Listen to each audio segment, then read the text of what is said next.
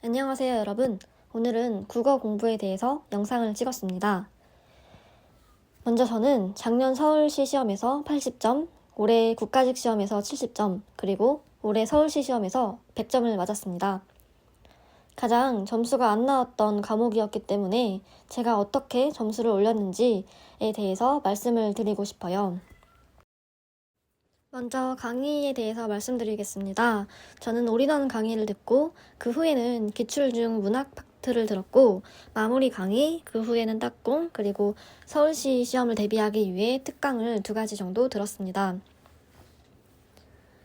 그리고 밥을 먹으면서 유튜브에서 강의를 찾아서 들었는데요. 주로 신민숙 선생님께서 올려주신 그런 강의를 함께 밥을 먹으면서 가볍게 들었습니다. 또 이렇게 강의를 듣기도 하였지만 제가 공부를 하다가 잘 이해가 안 되는 내용이 나오면 마무리 강의를 활용해서 그 부분만 배속으로 들어줘서 쓰는 용도로 활용을 했습니다.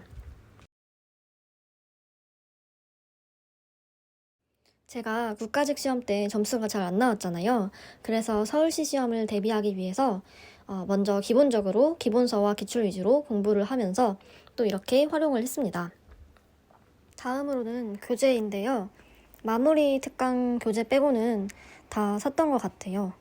그래서 교재 올인원과 기출, 그리고 딱공, 그리고 기출 5개년, 그리고 모의고사, 또 독해야 산다는 프린트를 해서 보았는데요. 이 독해야 산다가 독해 문제를 풀 때 정말 큰 도움이 됐습니다. 또 모의고사는 제가 이렇게 국가직 시험 끝나고 나서 이렇게 샀습니다. 문법은 문법 강의를 듣고 나서 기본서를 복습하고 바로 기출문제를 풀어줬습니다. 그래서 제가 한 가지 예시를 들어가면서 한번 볼게요. 예를 들어서 이 부분에 대해서 제가 불규칙 활용 부분인데요. 이 부분에 대해서 그날 공부를 했다면 똑같이 그 부분에 대한 공부를 해줬습니다. 이렇게 처음 해독할 때는 연필로만 풀었고요. 2~3번째 되었을 때는 해설에다가 표시를 하는 모습을 볼 수 있습니다. 그리고 이렇게 계속 들리는 문제가 있어요. 이런 문제는 마칠 때까지 반복해서 푸는 것입니다. 약 3회독, 4회독까지 틀리면 이렇게 검은색 펜으로 표시가 되어 있죠. 이렇게까지 해서 기출문제를 함께 같이 풀었습니다. 국어는 파트가 나눠져 있기 때문에 상대적으로 문제를 푸는데 병행하는데 어려움은 없었던 것 같아요. 네, 외울 부분이 있다는 것은 사이소리 체크한 부분을 볼게요. 이게 다 사이소리에 관련된 내용인데요. 보시면은 막내 동생은 사이소리를 써야 합니다. 이런 게 이제 문제로 나왔을 때 당황하지 않도록 2~3가지 예는 꼭 알아두려고 노력을 했어요. 그리고 단거나 하는 방법에 대해서 말씀을 드리고 싶어요. 먼저 기출문제를 보시면 제가 계속 틀린 문제에 도리어 라는 단어가 있습니다. 이것은 표준어를 외울 때 나왔던 단어인데요. 여기 보시면 제가 도리어 되레에서 되려를 X라고 쳤던 그런 모습이네요. 이처럼 단권화를 할 때에는 이렇게 계속 틀리는 부분은 기본수에다 옮기는 그런 작업을 말합니다. 그리고 이뿐만 아니고 이렇게 외울 게 많은 이런 파트에서는 연필로 지우거나 또는 확실하게 알겠으면 이렇게 컴사로 지우기도 했습니다. 이런 식으로 자꾸 모르는 것만 남기려고 노력을 하면서 단권화를 했습니다. 그리고 이렇게 제가 빨간색으로 칠했던 부분은 기출문제를 봤을 때 정말 많이 나오거나 그리고 제가 많이 나오는 것, 그리고 선생님께서 강조한 부분, 그리고 제가 좀 틀려서 위험하다 느끼는 부분 등 중에서 그 중에서도 선생님께서 강조하시는 부분은 이렇게 빨간색으로 칠해놨던 것 같습니다. 빨간색으로 표시를 해두었습니다. 그리고 이렇게 파란색 부분은 잘 보시면은 그렇게 중요한 것 같진 않지만 제가 모르면 틀리는 그런 어이없는 문제가 될 수도 있기 때문에 이렇게 표시를 해두고 틈틈이 같이 보려고 했습니다. 다음으로는 독해와 문학인데요. 특히 독해는 앞부분에 개념이 있습니다. 이 개념은 국가직 시험에서 한두 문제는 꼭 나와줬던 것 같아요. 그래서 국가직 시험을 보기 전에는 이 개념에 대해서 잘 정리하고 가시길 바랍니다. 독해는 기본서에 있는 독해 문제보다는 프린트로 많이 접했고요. 독해야 산다라는 그런 프린트물을 매일매일 풀어주는 것이 정말 큰 도움이 됐습니다. 그리고 독해는 올인원 강의를 들을 때 같이 문제를 따로 풀진 않았고요. 이렇게 보시면 평일에 몇 문제를 풀겠다라고 적혀 있죠. 이렇게 독해는 제가 평일에 매일매일 5문제 정도 풀어줬습니다. 그리고 이렇게 보시면 답을 찾을 때 답에 해당하는 근거를 찾으려는 노력을 하는 것을 볼 수 있습니다. 저는 독해 문제는 지문 안에 답이 있다고 생각을 했어요. 그래서 그렇게 연습을 하였고 계속 틀리는 그런 지문은 이런 식으로 체크를 해서 결국에는 이 틀린 지문만 보고 갈 수 있게 했습니다. 그리고 다음으로는 문학인데요. 문학 같은 경우에도 앞에 이론이 있습니다.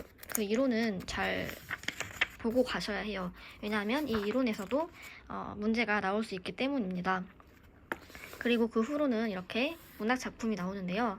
이 문학 작품은 꼭 나온다 하는 보장은 없지만 이 정도는 모든 수험생들이 다 공부를 하고 간다는 그런 작품이기 때문에 특히 선생님께서 강조하는 그런 작품들은 잘 알아두고 갈 필요가 있습니다. 그래서 강의를 충실하게 들어주시고요. 문학도 마찬가지로 저는 문제를 매일매일 풀었습니다. 이렇게 평일에 5문제 정도를 풀었죠. 근데 문학은 제가 강의를 들었는데요.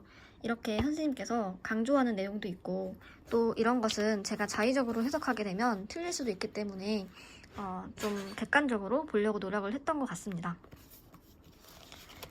그리고 다음으로는 3권에 나와 있는 어휘인데요. 이 부분은 선제 국어 어플에 보면 거의 다 있어요. 하지만 그 중에서도 이렇게 보시면 고유어와 이 또 뒤에 나오는 관용어 그리고 그 속담은 그 어플에는 없더라고요. 그래서 이 부분은 따로 같이 병행을 하면서 점심시간 때 또는 점심시간 이후에 같이 봤습니다. 이렇게 제가 기출문제를 보고 이 3권을 본 것도 거의 점심시간 또는 점심시간 이후에 1시간 정도 매일매일 봤습니다. 시간을 내서. 그래서 이렇게 회독을 할 때마다 체크가 되어 있는 모습이죠. 이렇게 보았습니다. 그리고 어휘 기출문제집은 비교적 얇습니다. 그래서 빨리 끝낼 수가 있어요. 그래서 2-3번 보고 나서는 이 3권으로 옮겨서 정리를 하기도 하였고 프린트물을 만들어서 보기도 했습니다. 그 후에는 마무리 강의나 딱공과 같은 커리큘럼을 따라갔고 마무리는 강의 책을 따로 사진 않았고요. 딱공은 이렇게 책을 같이 사서 제가 좀 혼자서 풀어본 것도 많고 했지만 좀 도움이 됐던 것 같아요. 그리고 여기 마지막에 보시면 한자도 함께 정리를 해주기 때문에 이 부분은 제가 따로 뜯어서 보기도 했습니다. 다음으로 시험 직전에 했던 것들을 말씀드리고 싶은데요. 저는 국가직 때는 모의고사는 풀지 않았고 국가직 이후에 제가 국어가 많이 부족했다는 것을 느꼈잖아요. 그래서 그때 이렇게 모의고사를 함께 샀습니다. 그리고 제가 항상 시험 전에 한 달 전쯤에 했던 것은 기출 5개년을 한번 풀어보는 것이었는데요. 그렇게 하는 이유는 제가 기출문제에서 어떤 파트에 뭐가 나왔는지를 분석하기 위해서였습니다.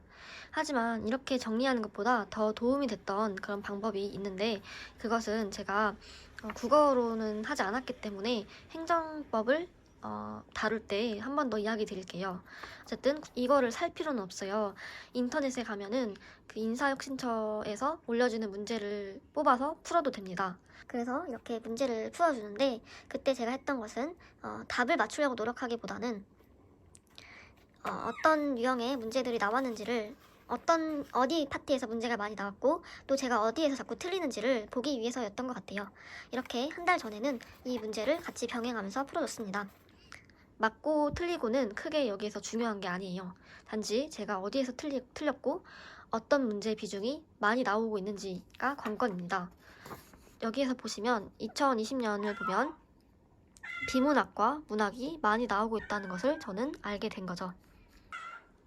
먼저 제가 국가직 시험을 보고 나서 서울시 시험을 대비할 때 들었던 생각은 국어 점수를 올리지 못하면 내가 합격하기가 힘들겠구나 라는 생각이 들었습니다. 그래서 저는 국가직 시험 때 문법 문제를 다 틀렸거든요. 정말 말도 안 되게 다 틀렸어요. 모르는 것도 아니었는데 다 틀렸습니다.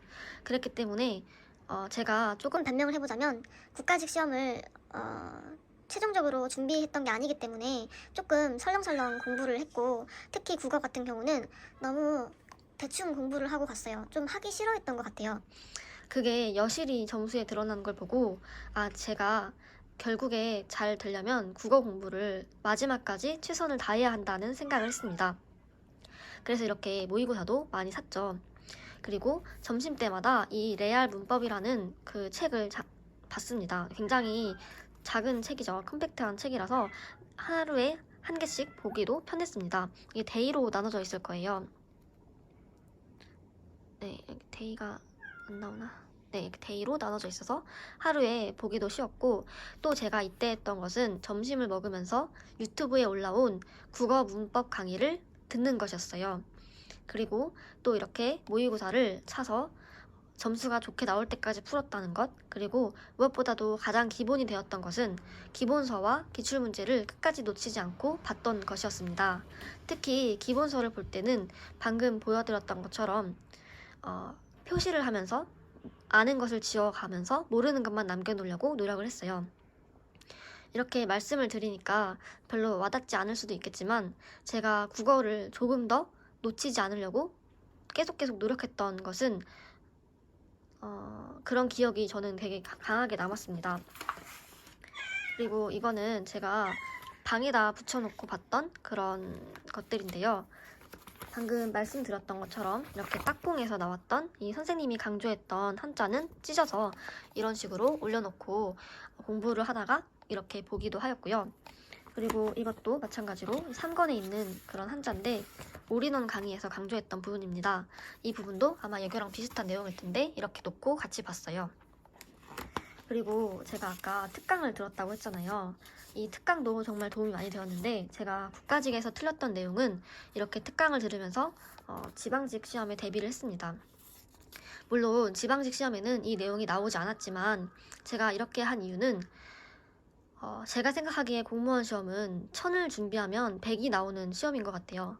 그래서 완벽하게 준비한 것이 결코 어리석은 짓이 아니라는 생각이 들었습니다.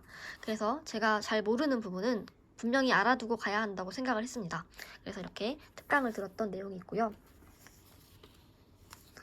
이거는 제가 공부를 하다가 기출문제에서 틀린 내용들은 일일이 기본서에 체크하기가 힘들기 때문에 이렇게 A4 용지에 먼저 옮겨두었다가 기본서에 체크했던 그런 내용입니다.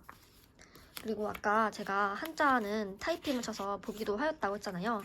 이거는 사실 크게 도움이 되었는지는 잘 모르겠어요.